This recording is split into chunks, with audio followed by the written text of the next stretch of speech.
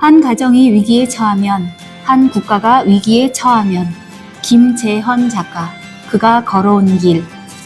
출생과 유년 시절. 1961년 대개로 유명한 영덕의 한 작은 어촌 마을에서 태어났습니다. 19살 일본으로 공부하기 위해 밀항선을 타고 간 아버지는 누님이 채 돌도 되기 전에 집을 떠났습니다. 그 해가 1941년. 그렇게 일본으로 떠난 아버지는 한일 수교가 되지도 않은 1958년 한국으로 귀향했습니다. 일본에 제법 많은 기반을 마련했지만 수교가 회복되기까지 다시는 일본에 돌아가지 못했습니다. 그리고 몇 년 후 김재헌 작가는 태어났습니다.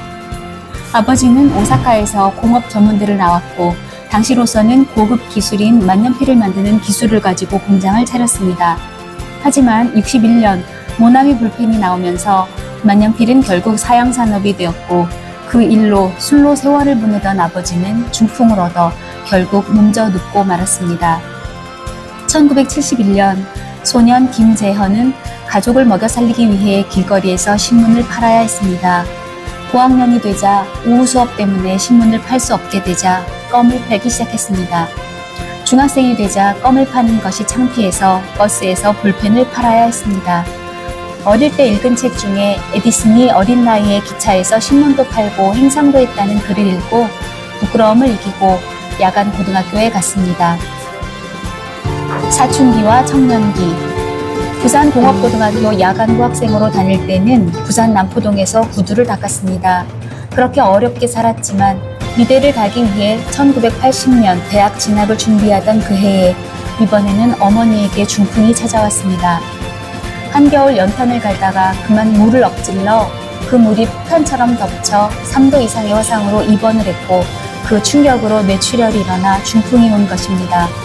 결국 두 분 다 중풍으로 몸져 누운 가정에서 부모들을 공양하느라 대학 진학도 포기하고 좌절하던 그때에 자살을 결심하다 마지막 지푸라기라도 잡는 심정으로 교회를 갔습니다. 거기서 회심을 하고 미대를 가는 꿈을 포기하고 신학을 하게 됩니다. 목회자로, 작가로 반평생. 1986년 결혼을 한 이후 3번의 개척교회를 합니다. 중간에 2번 정도 쉬었던 것을 빼면 거의 30년을 목회자로 살았습니다. 한때 인터넷 방송국을 한다고 전 재산 3억을 투자해 날리면서 잠시 어려웠던 적도 있었습니다. 그런데 그 어려운 시기에 쓴 4권의 책이 히트를 치면서 일약 스타 작가가 되었습니다. 교과서에 등재된 책 16살 내 꿈이 평생을 결정한다. 그 책이 1년 만에 30만 부가 팔렸습니다. 2006년의 일입니다. 2007년에는 사춘기 아들과 함께 고향인 영덕에서 부산까지 180km를 도보로 걸으면서 쓴 비행기가 7만 부가 팔리면서 당시 문화부 장관 추천 도서가 되어 전국 학교 500군데에 보내지게 되었습니다. 그 덕분에 각종 지방 방송국과 학교 기관들로부터 강연 문의가 쇄도했습니다. 그 후에도 10대에 꼭 해야 할 33가지라는 책과 주니어 생각의 탄생, 또 연이어 히트를 쳐서 현재 거민정 교과서에 등재되는 영광을 누리게 된 것입니다. NGO 대표로 거듭난 시기. 김재헌 작가는 목사로 또 NGO 대표로 활약하게 됩니다. 교회가 어느 정도 안정을 찾아가던 2010년경 우연히 들른 캄보디아의 한 학교에서 충격을 받게 됩니다.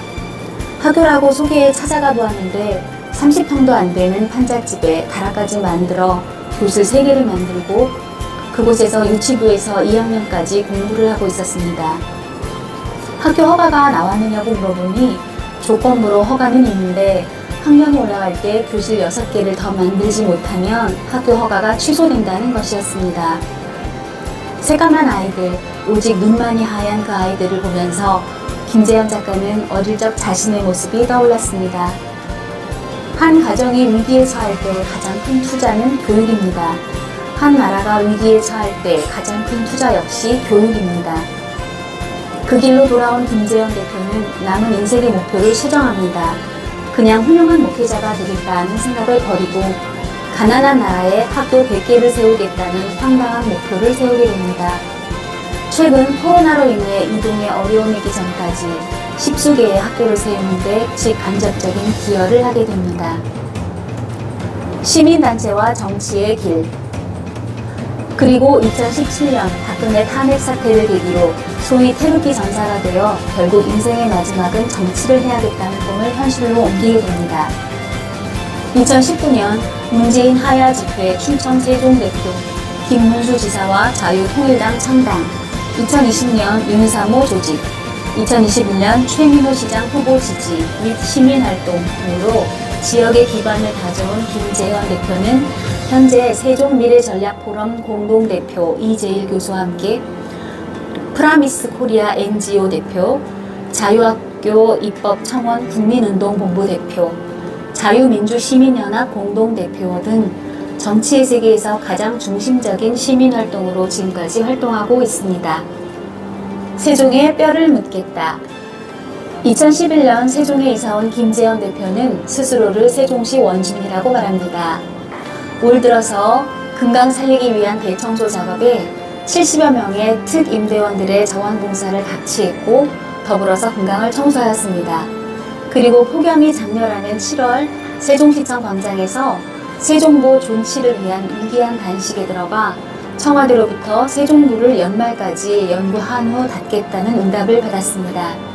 최근에 일어난 군평 제2지하차도 참사 때는 청주 오송 시민단체들과 힘을 모아 현장에서 3일 밤낮으로 시민 수습 대책 본부를 꾸려 마지막 희생자가 발견될 때까지 현장을 지켰습니다. 그뿐 아니라 희생자의 아픔을 위로하기 위해 환경부 앞에 시민 분향소를 자비로 꾸려 한 달여간 상주 노릇을 자처하기도 했습니다. 2024년 총선을 앞두고 오랜 고민 끝에 결단을 내린 김재현 대표는 누구보다 국민들과 시민들의 마음을 읽고 위로해주는 정치인으로 남은 여생을 보내고 싶다고 합니다. 그를 많이 응원해 주시기를 바랍니다. 자녀로는 첫째 사위 목사, 둘째 사위 교수, 셋째 아들 한의사, 손자 둘과 손녀 둘이 있습니다.